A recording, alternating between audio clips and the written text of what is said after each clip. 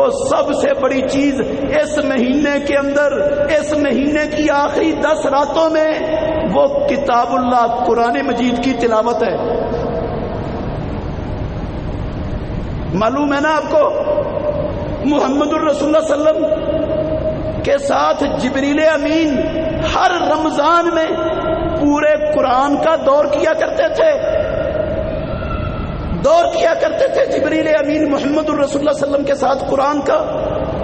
قرآن رمضان المبارک میں رب نے اتارا ہے، شہر رمضان الذی انزل فیہ القرآن، اور لیلۃ القدر کی رات میں رب العالمین نے اتارا ہے، انا انزلناہ فی لیلۃ القدر، ہم نے اس کو لیلۃ القدر میں اتارا ہے۔ اس کا مطلب ہے قرآن کا رمضان کے ساتھ، قرآن کا رمضان المبارک کے آخری عشرے کے ساتھ بڑا زبردست اور بڑا گہرا تعلق ہے۔ قرآن کا رمضان المبارک کے ساتھ عموماً اور رمضان المبارک کے آخری دہاکے کے ساتھ خصوصاً اللہ کی قسم گہرا تعلق ہے قرآن مجید کا۔ یہ تعلق اس کا تقاضا ہے مجھ سے، آپ سے، اللہ کے نبی کے ساتھ جبریل امین کا دور کرنا، اس کا تقاضا ہے مجھ سے، آپ سے، سارے دنیا کے روزے داروں سے، رمضان کا احترام کرنے والوں سے، کہ وہ اپنا خصوصی وقت قرآن مجید کو دیں، قرآن مجید کی تلاوت کریں۔ قرآن مجید کی تلاوت سے مراد میرے محترم بھائیوں مت سمجھنا، مت ذہن میں رکھنا کہ قرآن مجید کی تلاوت سے مراد صرف لفظی تلاوت ہے، یہ مراد نہیں ہے تلاوت سے۔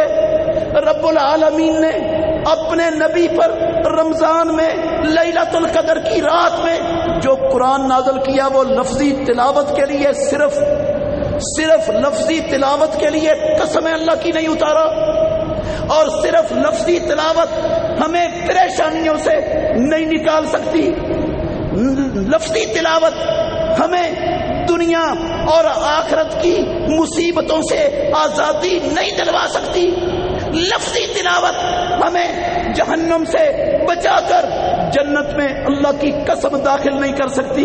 اکیلی لفظی تلاوت، اللہ نے اس کے لیے قرآن اتارا ہی نہیں۔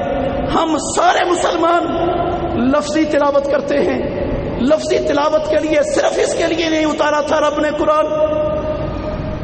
قرآن کس لیے اتارا تھا؟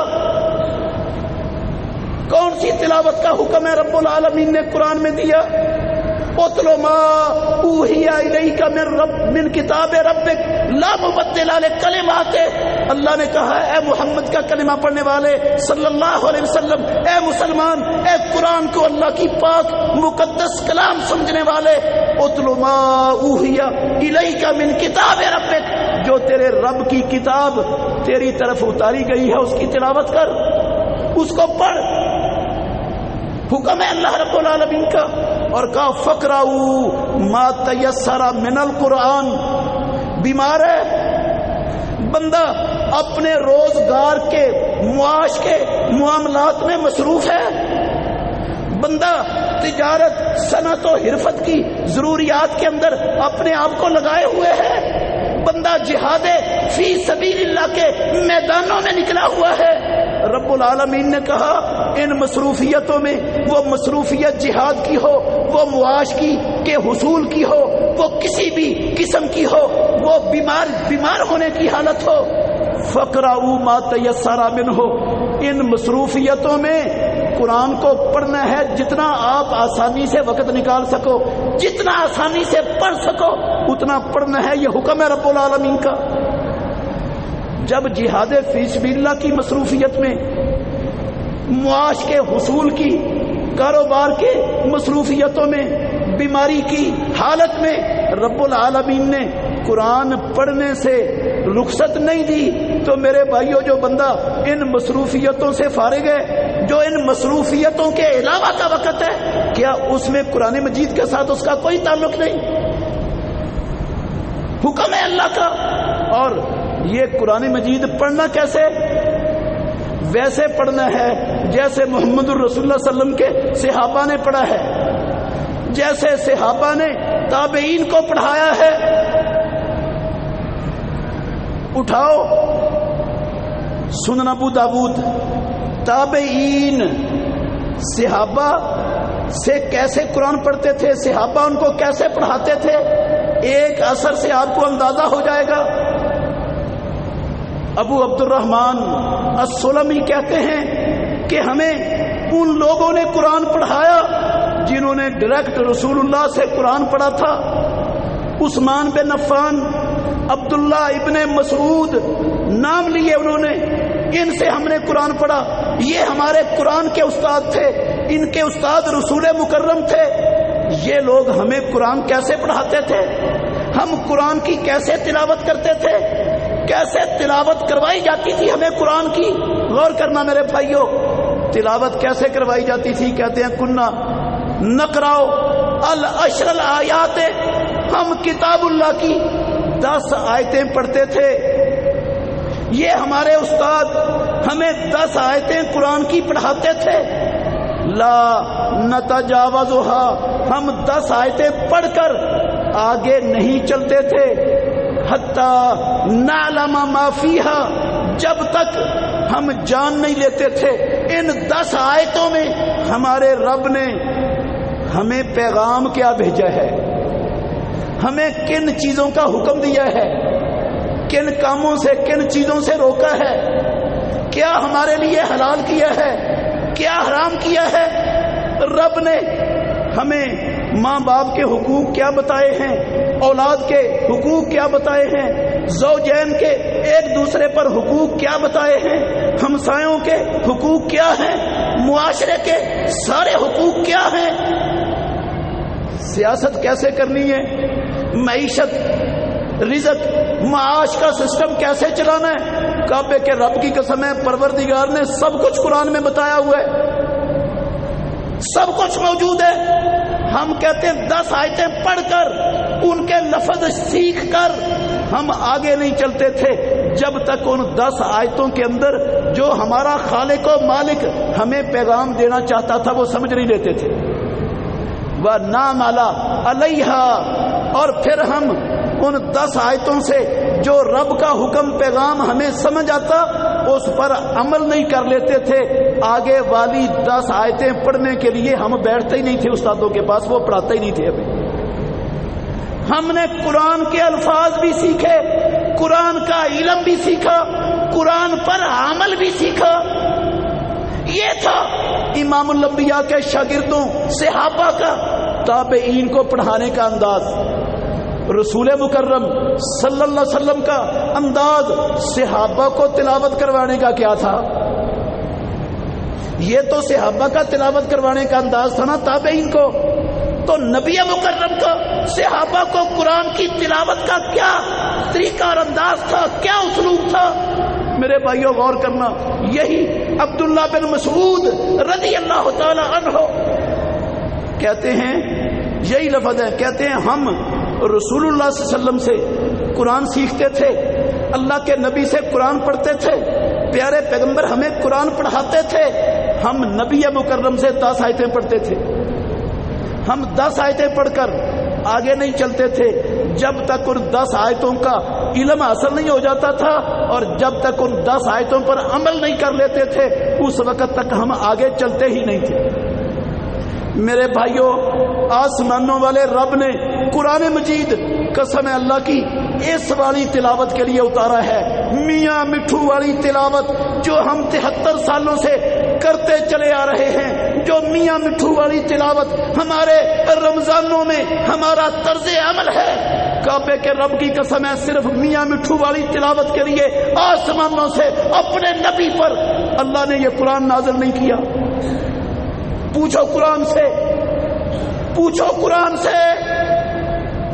کتاب انزلناہ الیک مبارک، او مسلمانوں تمہارا رب تمہیں بتا رہا ہے یہ قرآن کتاب انزلناہ الیک مبارک، ہم نے یہ کتاب آپ کی طرف اتاری ہے، یہ برکتوں سے بری ہوئی ہے، برکتوں کا خزانہ ہے. لِيَدَّبَّرُوا آیاتہ وَلِيَتَذَکَّرَ اولو الالباب، اس لیے قرآن اتارا ہے تاکہ لوگ اس کی آیتوں پر تدبر کریں، اس کی آیتوں کو سمجھیں، اس کی آیتوں پر غور و فکر کریں، وَلِيَتَذَكَّرَ أُولُو الْأَلْبَابِ، تاکہ یہ انسان جن کو میں نے عقل دے کر ساری مخلوقات سے ممتاز بنایا ہے، تاکہ یہ انسان اس قرآن سے نصیحت حاصل کریں، اس سے رہنمائی لیں، اس سے پوچھ پوچھ کر زندگی کا ہر کام کریں، قرآن سے پوچھ پوچھ کر ہر قدم اٹھائیں۔ اس لیے قرآن مجید میں نے آسمانوں سے محمد الرسول اللہ پر اتارا۔ اللہ نے کہا ہذا کتاب، او مسلمانوں، او قرآن پڑھنے والوں، ہذا کتاب انزلناہ الیک مبارک فاتبعوہ لعلکم ترحمون۔ آسمانوں والے رب کی رحمتوں کو سمیٹنا چاہتے ہو، برکتوں سے اپنی جھولیاں بھرنا چاہتے ہو تو سنو، کتاب انزلناہ الیک مبارک، یہ برکتوں والی کتاب ہے، فاتبعوہ، اس قرآن کی تعلیمات کے تابع کر لو اپنے آپ کو، اپنے عقیدے کو، اپنے عمل کو، اپنے ہیئر سٹائل کو، اپنے لباس کو، اپنے گھر کے ماحول کو، اپنے بچوں کے معاملات کو، اپنے رشتہ داری کے معاملات کو، اپنی دکان کو، اپنی فیکٹری کو، اپنے کارخانے کو، اپنے بازار کو، اپنی مارکیٹ اور منڈی کو، اپنے چوکی اور تھانے کو، اپنے سول کورٹ اور سیشن کورٹ کو، اپنے ہائی کورٹ اور سپریم کورٹ کو، اپنے ایوان بالا کو، اپنی تجارت اور معیشت کو، اپنی سیاست کو، آسمانوں والے رب کی اس برکت والی کتاب کے کیا کر لو؟ تابع کر لو، تابع۔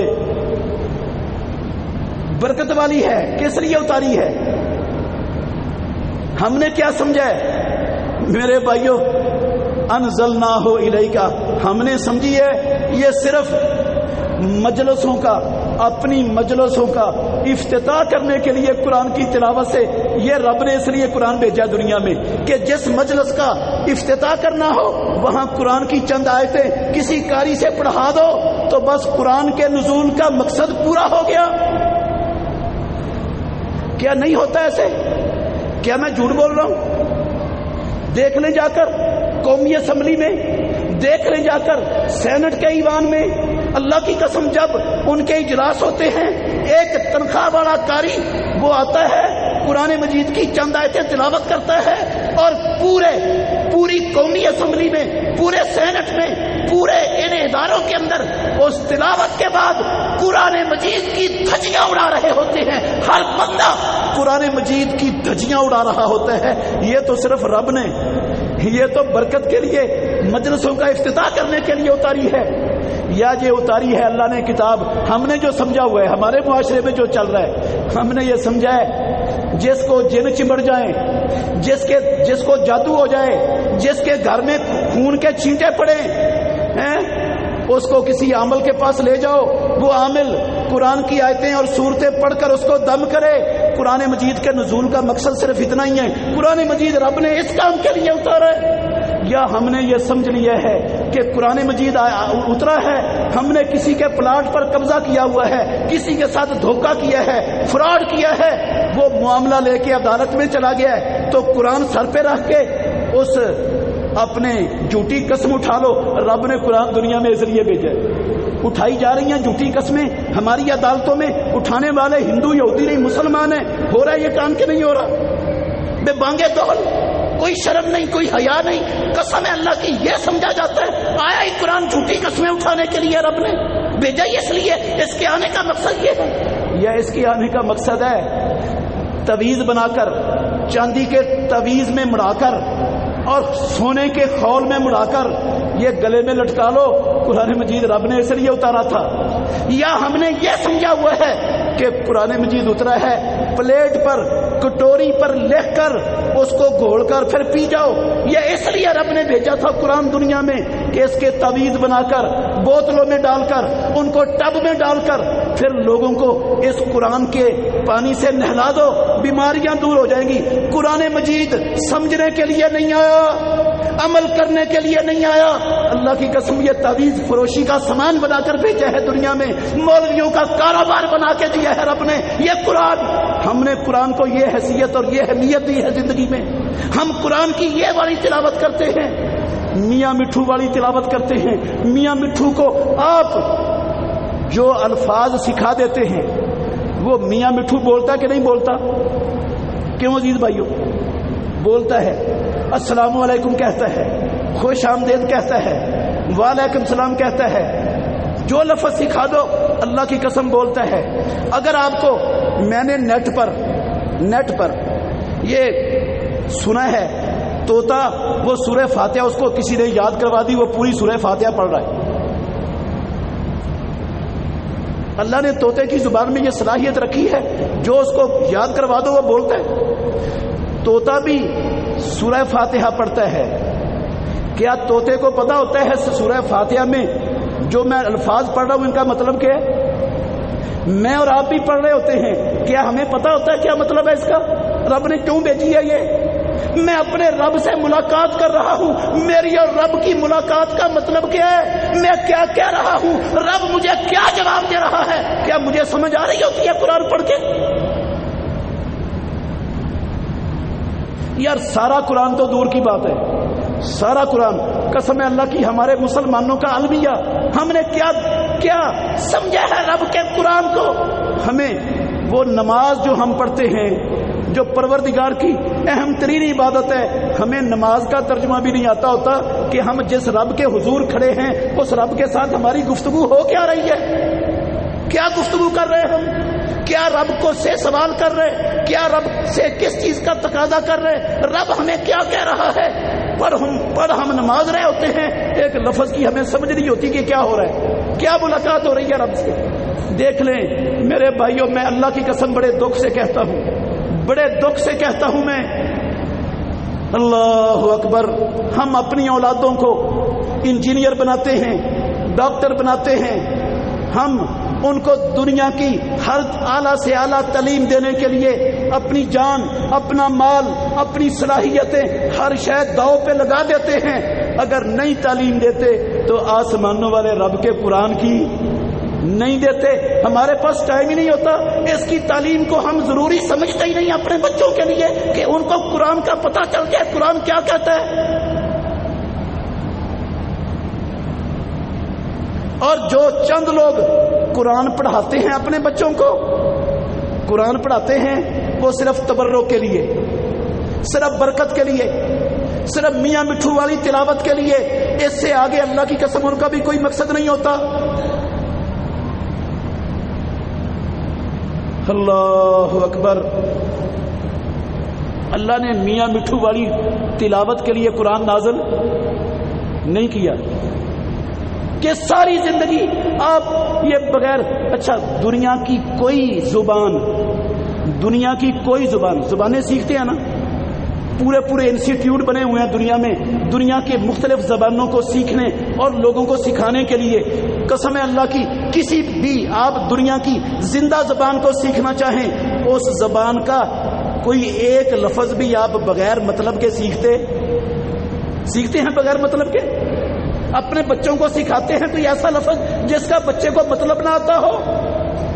کوئی انسٹیٹیوٹ، کوئی ادارہ، کوئی سکول بتائیں مجھے جو زبان تو سکھاتا ہو دوسری بندے کو اور اس کا معنی اس کو نہ سمجھاتا ہو، بغیر معنی کے زبان سکھاتا ہو؟ یار قرآن ہی صرف ایک رہ گیا دنیا میں، ہم نے قرآن سمجھنے کے لیے اپنے دماغوں پر تالے لگا رکھے ہیں۔ رب مذمت کرتا ہے ایسے لوگوں کی، افلا یتدبرون القرآن ام علی قلوب اقفالها، یہ لوگ قرآن مجید پر تدبر کیوں نہیں کرتے؟ کیا ان کے دلوں پر تالے لگے ہوئے، قفل چڑھے ہوئے دلوں پر؟ قرآن میرے بھائیوں قسم اللہ کی دنیا میں مردوں کو پارسل کرنے کے لیے رب نے نہیں بھیجا کہ بندہ فوت ہو جائے پورے محلے سے قرآن اکٹھے کر کے مولوی صاحب کو دیں اور مولوی صاحب اس کو پارسل کر دیں۔ ہم نے یہ سمجھا قرآن اس لیے اترا ہے دنیا میں، ہم نے سمجھا قرآن آگے حلوے کھیرے مرغے چرگے رکھ کر اس پر پڑھنے کے لیے رب نے بھیجا ہے. قرآن پیری مریدی کا سامان بنا کے رب نے دیا ہے دنیا میں. پیری مریدی کا سامان، پیروں کے پاس جا کر، عاملوں کے پاس جا کر ایسے ایسے عملیات، ایسے ایسے ٹونے جادو کرو، کرواؤ، سیکھو، سکھاؤ جن کا قرآن سے تعلق ہی نہیں. قسم اللہ کی وہ کہتا ہے قرآنی عملیات ہے. یہ شیطان کا بچہ، یہ جادوگر، یہ شیطان کا بچہ لوگوں کو دھوکہ دیتا ہے. کہتا آ جاؤ قرآنی عملیات سکھاتا ہوں. وہ عملیات، وہ وظیفے قرآن کے نام پر وہ شیطان کا بچہ بتاتا ہے لوگوں کو. قسم اللہ کی نہ جس کا قرآن سے تعلق ہے، نہ مدینے والے امام کے فرمان سے تعلق ہے، نہ صحابہ کی زندگیوں سے تعلق ہے. ہمارا معاشرہ ایسے قرآنی عملیات کے نام سے واہیات سے بھرا پڑا ہے. قرآن اس لیے آیا دنیا میں، کس لیے بھیجا رب نے قرآن کو؟ مسجد کی الماری میں ریشمی غلاف کے اندر لپیٹ کر اونچی جگہ پر رکھنے کے لیے، چوم کر آنکھوں سے سینے سے لگا کر کھڈے لین لگا دینے کے لیے، مسجد میں نظر بند کرنے کے لیے بھیجا دنیا میں رب نے قرآن. کس لیے آیا ہے؟ ہم نے قرآن کے ساتھ سلوک کیا کیا ہے؟ اور میرے بھائیوں، اگر میرا اور آپ کا رویہ یہی رہا، اگر ساری قوم کا رویہ یہی رہا، اگر ہمارے حکمرانوں سیاستدانوں کا رویہ یہی رہا، تو میں اللہ کے گھر میں کھڑا ہوں اللہ وجہ بصیرت ذمہ داری سے یہ بات کہہ رہا ہوں. قسم ہے اللہ کی، یہ کرونا ختم نہیں ہوگا، ہمارے حالات بہتر نہیں ہوں گے، پریشانیاں ختم نہیں ہوں گی، غلامیوں کے شکنجوں سے آزادیاں نہیں ملیں گی، غلامیوں کے توق نہیں اتریں گے، زنجیریں نہیں ٹوٹیں گی. یہ بے روزگاری، یہ تنگ دستی، یہ لاعلاج بیماریاں، یہ ساری آفتیں جان نہیں چھوڑیں گی، نہیں چھوڑیں گی. اگر کوئی سمجھتا ہے قرآن کو مسجد میں کھڈے لین لگا کر تعویذ بنا کر گھول کر پی لینے سے، یا برکت کے لیے قومی اسمبلی کے سیشن کو شروع کرتے وقت چند آیتیں پڑھ دینے سے قرآن کا حق ادا ہو گیا ہے، اگر کوئی یہ سمجھتا ہے کہ میں نے قرآن کا حق ادا کر دیا، اب خوشحالی بھی آنے والی ہے، امن بھی آنے والا ہے، آزادی بھی آنے والی ہے، کامیابی بھی ملنے والی ہے، جنت کا ٹھیکہ رب نے لے لیا ہے، یہ 2 آیتیں سیشن کے شروع میں تلاوت کروا کے اب رب نے جنت ہمیں دینی ہے. قسم اللہ کی، یہ احمقوں کی جنت میں رہتا ہے یہ سوچنے والا، یہ بیوقوف ہے، یہ عقل مند نہیں ہے، یہ کسی دیوانے کا خواب ہے. کعبے کے رب کی قسم، اس کو دیوانے کا خواب کہا جا سکتا ہے، حقیقت نہیں ہے. یہ کچھ نہیں ملنے والا، کچھ نہیں ملنے والا. کس نے کہا؟ میں اتنی بڑی بات اتنے زور سے کہہ رہا ہوں، کیوں؟ اپنے پاس سے نہیں کہا رہا، یہی بات رب نے قرآن میں لکھی. ایک آیت صرف آپ کو سناتا ہوں. اللہ رب العالمین نے فرمایا،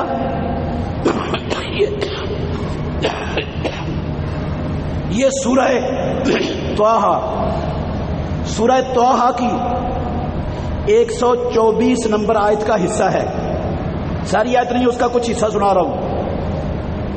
فَإِمَّا يَأْتِيَنَّكُم مِّنِّي هُدًى، فیصلہ آبادیوں، لاہوریوں، اسلام آباد والوں، ساری دنیا میں محمد الرسول اللہ صلی اللہ علیہ وسلم کے نام لیواؤ، کلمہ پڑھنے والوں. فَإِمَّا يَأْتِيَنَّكُم مِّنِّي هُدًى، تمہارے پاس میری طرف سے، میں تمہارا خالق و مالک ہوں، پروردگار پالنہار ہوں، میری طرف سے تمہارے پاس ایک رہنمائی آئے گی.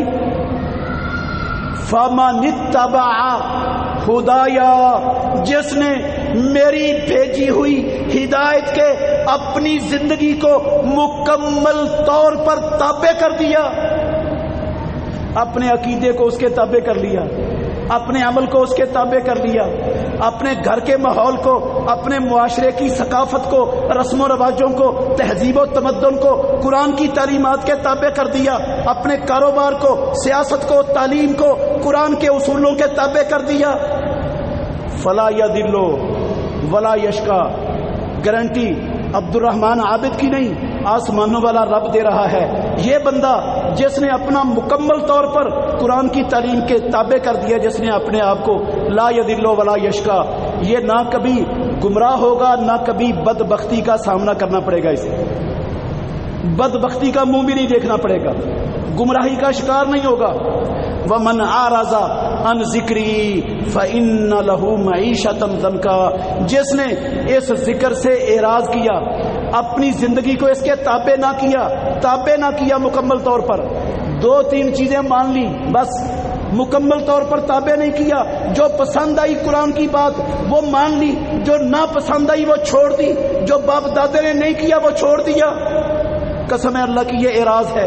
وَمَنْ أَعْرَضَ عَنْ ذِكْرِي فَإِنَّ لَهُ مَعِيشَةً ضَنْكًا، میں اس کی دنیا کی گزران تنگ کر دوں گا، اس کی معیشت تنگ ہو جائے گی، اس کا زندگی کا گزارا تنگ ہو جائے گا۔ وہ کروڑ اوور ٹائم لگائے، 24 گھنٹے محنتیں کرے، ساری صلاحیتیں وہ دنیا کے حصول کے لیے، روزگار کے حصول کے لیے صرف کرے، معیشتاً ضنکا، آسمانوں والا رب کہتا ہے قرآن سے اعراض کا نتیجہ یہ ہوگا کبھی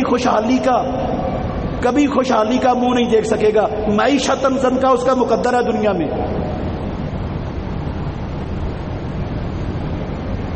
ہم نے دیدہ دانستہ جان بوجھ کر، اللہ کی قسم اٹھا کے کہہ رہا ہوں، سارے مسلمانوں نے، ہم نے جان بوجھ کر قرآن کو کھڈے رہن لگایا ہے، جان بوجھ کر، بھول میں نہیں، جان بوجھ کر۔ ہمیں پتہ ہے قرآن رب کا کلام ہے، ہم جانتے ہیں قرآن رب نے عمل کرنے کے لیے اتارا ہے، ہم جانتے ہیں قرآن پر تدبر کرنے کا رب نے حکم دیا ہے، ہم جان بوجھ کر اللہ کی قسم نہیں عمل کرتے رب کے قرآن پر، نہیں غور کرتے ان پر، جان بوجھ کر اس کی مخالفت کرتے، جان بوجھ کر۔ اللہ نے کہا میرے فیصلے، میرے بندوں کے فیصلے قرآن پر کرو۔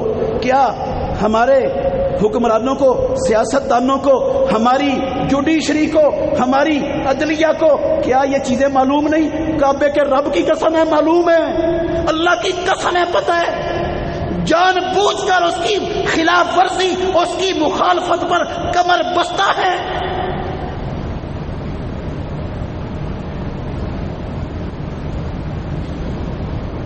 اور یہ عمل جو ہو رہا ہے معاشرے میں، محمد الرسول اللہ صلی اللہ علیہ وسلم رب کے پاس شکایت کریں گے میری اور آپ کی، ہمارے ججوں کی، ہماری عدلیہ کے سارے ذمہ داروں کی، ہمارے سیاستدانوں حکمرانوں کی، ہمارے تاجروں کی، میری اور آپ کی، اللہ کی قسم پیارے پیغمبر شکایت کریں گے رب کے سامنے جا کر۔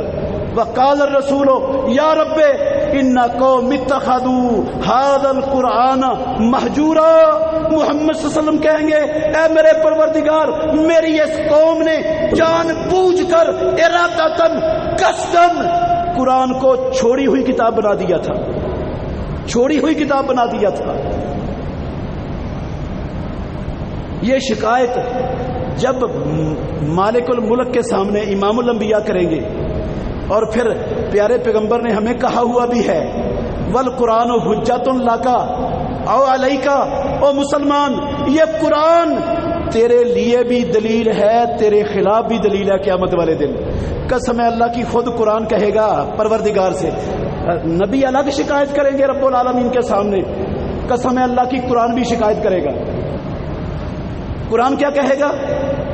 یا اللہ تو نے مجھے اس بندے سے اٹھوایا تھا، اس کو دیا تھا، ہاں اس نے میرے ساتھ بڑا برا سلوک کیا، میری حرام کردہ چیز کو حرام نہیں مانا، میرے حکموں پر عمل پیرا نہیں ہوا، میری منہیات سے یہ باز نہیں آیا، اس نے میری یا اللہ زندگی میں کوئی قدر نہیں کی، مجھے چوم چاٹ کر کھڈے لین لگا دیتا تھا، رہنمائی یہودیوں سے لیتا تھا، معیشت کا نظام یہودیوں کا سینے سے لگایا ہوا تھا، سیاست کا نظام چوڑوں کا سینے سے لگا کے بیٹھا ہوا تھا، رسم و رواج، تہذیب و تمدن ہندوؤں، یہودیوں، عیسائیوں، غیر مسلموں سے ساری زندگی ان کے مطابق بسر کر رہا تھا، قرآن کا نام لیتا تھا، یا اللہ اس نے میری بڑی بے حرمتی کی زندگی میں۔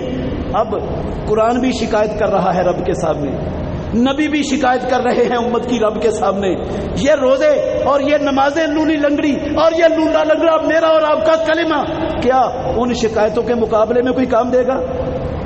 ہاں یہ روزے، یہ نمازیں، یہ کلمے، یہ دعوے اسلام کے، عشق کے، محبت کے، قسم اللہ کی یہ تو ہمیں دنیا میں کچھ نہیں دیکھ رہے، آخرت میں کیا دیں گے؟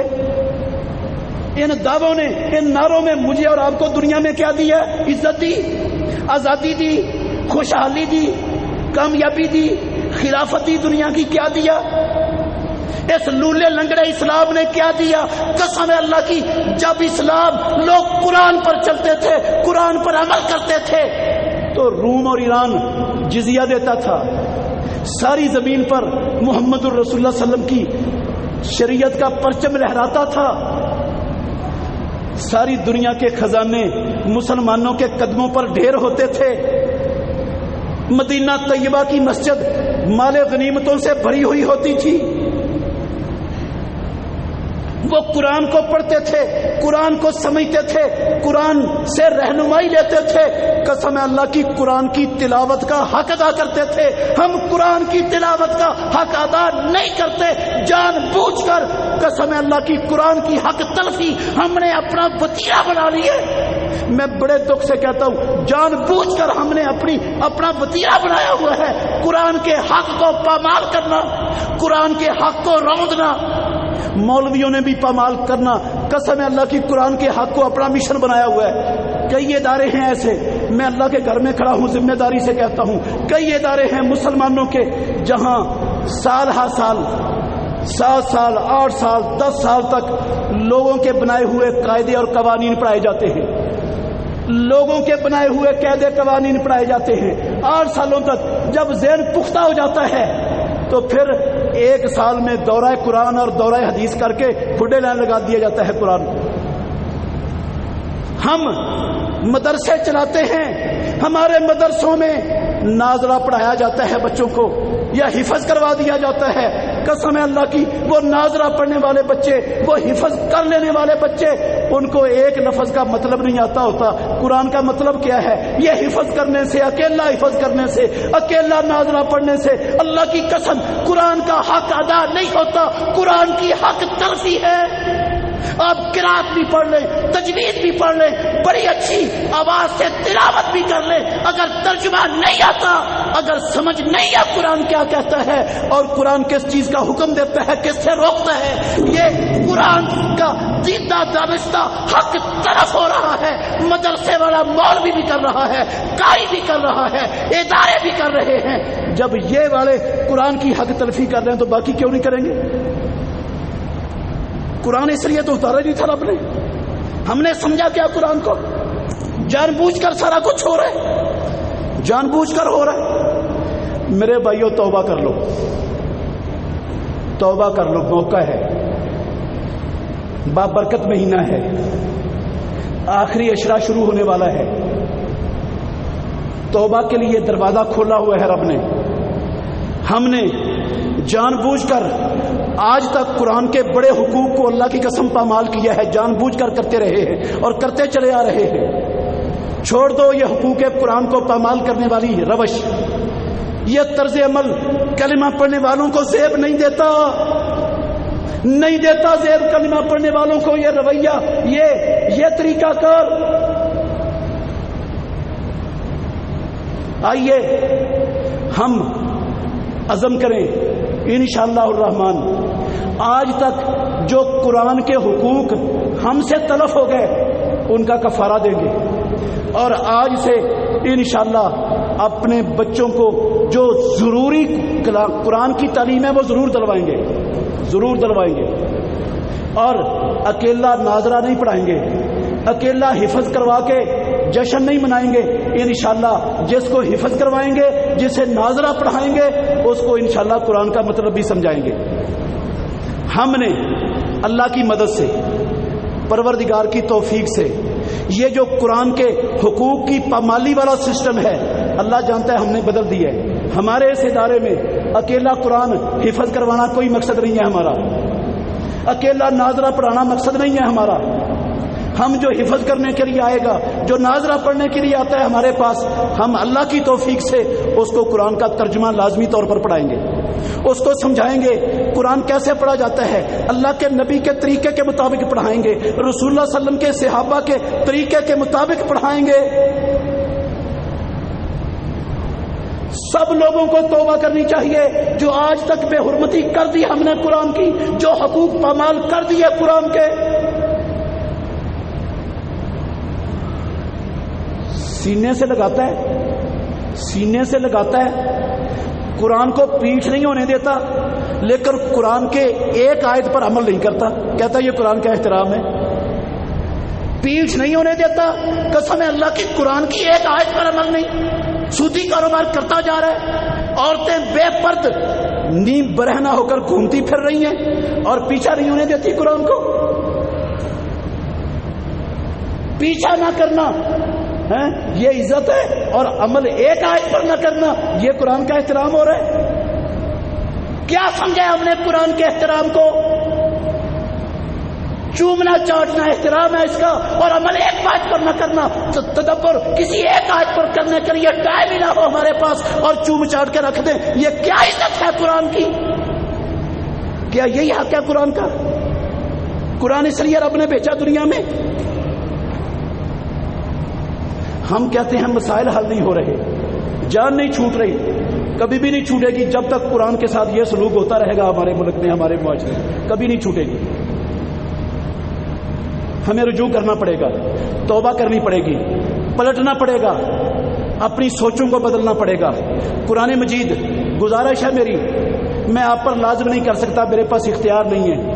آج کے بعد اگر آپ کو سمجھ آئی ہے میری باتیں کہ ہم نے قرآن کے حقوق کو ساری زندگی پامال کیا اور پامال کرنا ہمارا رویہ بنا ہوا ہے، اگر سمجھ آئی ہے ان کی تلافی چاہتے ہیں تو میں سارے بھائیوں سے منت کرتا ہوں، منت، اپنی بہنوں سے بھی منت کرتا ہوں، اللہ کے لیے منت ہی کر سکتا ہوں. آج کے بعد تہیہ کر لو، یہ رمضان کا تیسرا اور شاید آخری سے پہلا جمعہ ہے. تہیہ کر لو کہ آج کے بعد مرتے دم تک انشاءاللہ قرآن مجید کو سمجھ کر پڑھنے کی کوشش شروع کر دینی. اور طریقہ یہ ہے، زیادہ نہ پڑھیں آپ، ایک آیت قرآن مجید کی ایک آیت لیں اور اس ایک آیت کا ترجمہ پڑھیں اور اس میں سمجھیں کہ رب نے اس ایک آیت میں ہمیں کیا پیغام دیا ہے. بس 24 گھنٹے میں اتنا کام کر لیں، باقی سارا دن 24 گھنٹے اپنا کاروبار کریں، ملازمت کریں، ساری ضروریات کو صرف کریں. میری منت یہ ہے، صرف 24 گھنٹوں میں ایک آیت سمجھ کر پڑھنے کے لیے جتنا ٹائم لگتا ہے اتنا ٹائم قرآن کو دے دیں. یہ پچھلے سارے حقوق کی پامالی اور بے حرمتی کا کفارہ انشاءاللہ ادا ہو جائے گا. میرے بھائیوں، رمضان میں پڑھیں قرآن، لیکن زیادہ افضل یہ ہے کہ جتنا پڑھیں وہ سمجھ کر پڑھیں. جتنا پڑھیں کیا کر کے پڑھیں؟ سمجھ کر پڑھیں، اس پر غور و فکر کریں، پتہ چلے ہمیں کہ ہمارا رب ان آیتوں میں ہمیں کیا کہہ رہا ہے اور ہم نے کیا کرنا ہے. یہ سمجھ آنی چاہیے مسلمان کو. قرآن اس لیے پروردگار نے دنیا میں بھیجا ہے، تعلق ہے قرآن کا اس مہینے کے ساتھ، رمضان المبارک کے آخری عشرے کے ساتھ، لیلۃ القدر کے ساتھ. انشاءاللہ آج ہم اللہ سے اپنے دل میں یہ عہد کریں گے کہ ہم نے انشاءاللہ خود بھی قرآن کو سمجھ کر پڑھنے کا معمول بنانا ہے، اپنے بچوں کو بھی انشاءاللہ سمجھ کر پڑھوانا ہے. اگر کر لیں گے تو اللہ انشاءاللہ پچھلی کوتاہی معاف کرنے کے لیے تیار ہے. بگڑا کچھ نہیں ہے. کہتے ہیں وہ صبح کا بھولا شام کو گھر آ جائے تو اس کو بھولا نہیں کہنا چاہیے. کچھ نہیں بگڑا، اللہ کی قسم ابھی کچھ نہیں بگڑا. آ جائیں، پلٹ آئیں، پچھلی ساری کوتاہی معاف ہو جائے گی، سب ختم ہو جائے گی. پروردگار سب کچھ معاف کرنے کے لیے تیار بیٹھا ہوا ہے. وہ جہنم سے آزادیاں بانٹ رہا ہے دن رات، وہ بخششیں بانٹ رہا ہے دن رات. وہ ہمیں کہتا ہے سابقوا الی مغفرۃ من ربکم وجنۃ ارضها السماوات والارض.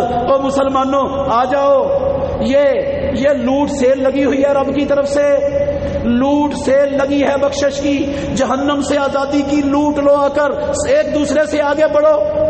سارے جلدی کرو، سارے جلدی کرو. یہ غنیمت کا موقع چھن نہ جائے، یہ موقع ہاتھ سے نہ نکل جائے. سارے جلدی کرو. سابقو، رب کا حکم ہے، ایک دوسرے سے آگے بڑھو. یہ میرے بھائیوں ہمارے لیے حکم ہے رب کے. ہم نے یہ کام کرنا ہے. تو میری گزارش ہے انشاءاللہ الرحمن ہم نے ان فرامین پر عمل کرنا ہے، قرآن مجید کو سمجھنا ہے، سمجھ کر پڑھنا ہے، اپنی اولادوں کو انشاءاللہ سمجھ کر پڑھانا ہے قرآن. اللہ تعالیٰ مجھے اور آپ کو عمل کرنے کی توفیق عطا فرمائے، اسلام پر اور اسلام کے لیے ہمیشہ زندہ رکھے، اور جب موت دے تو